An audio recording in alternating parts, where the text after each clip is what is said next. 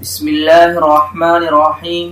صرف 5 منٹ کا مدرسہ قرآن و حدیث کی روشنی میں 341واں دن 11 ذی الحجہ۔ نمبر 1 اسلامی تاریخ۔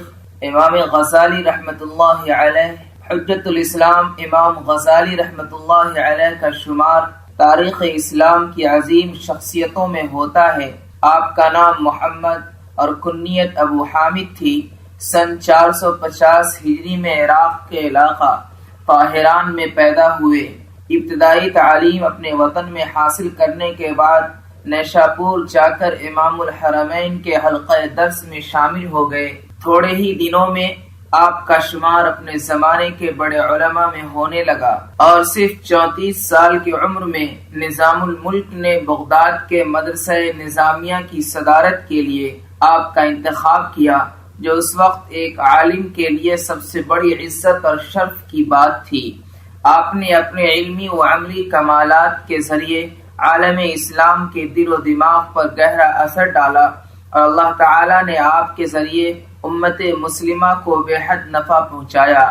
اپنے تزکیہ نفس کے لیے تقریباً 12 سال جنگلوں میں غائب رہے، پھر لوگوں کے سامنے آئے اور تزکیہ نفس پر ایک کتاب لکھی جو احیاء العلوم کے نام سے خواص و عوام دونوں طبقوں میں بے حد مقبول ہوئی اور امت مسلمہ کے ایک بڑے طبقہ نے اس سے فائدہ اٹھایا۔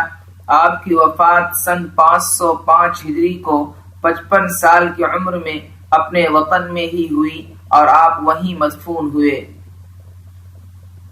نمبر 2 اللہ کی قدرت۔ پہاڑوں میں قدرت کا نمونہ۔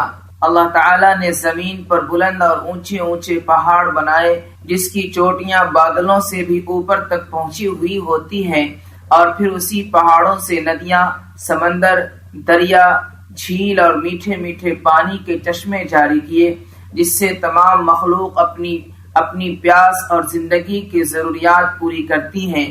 پانی کے یہ بہتے ہوئے چشمے مضبوط اور سخت چٹانوں سے جاری ہو کر خدا کی عظیم قدرت کا نمونہ دنیا کی نگاہوں کے سامنے پیش کر رہے ہیں۔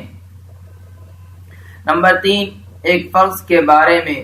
اپنے گھر والوں کو نماز کا حکم دینا۔ قرآن میں اللہ تعالیٰ فرماتا ہے، آپ اپنے گھر والوں کو نماز کا حکم کرتے رہیے اور خود بھی نماز کے پابند رہیے۔ ہم آپ سے روزی طلب نہیں کرتے، روزی تو آپ کو ہم دیں گے اور اچھا انجام تو پرہیزگاروں کا ہے۔ نمبر 4 ایک سنت کے بارے میں۔ بات ٹھہر ٹھہر کر اور صاف صاف کرنا۔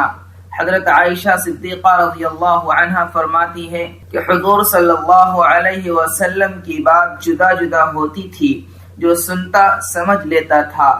فائدہ، جب کسی سے بات کرے تو صاف صاف بات کرے تاکہ سننے والے کو سمجھنے میں کوئی پریشانی نہ ہو۔ یہ آپ صلی اللہ علیہ وسلم کی سنت ہے۔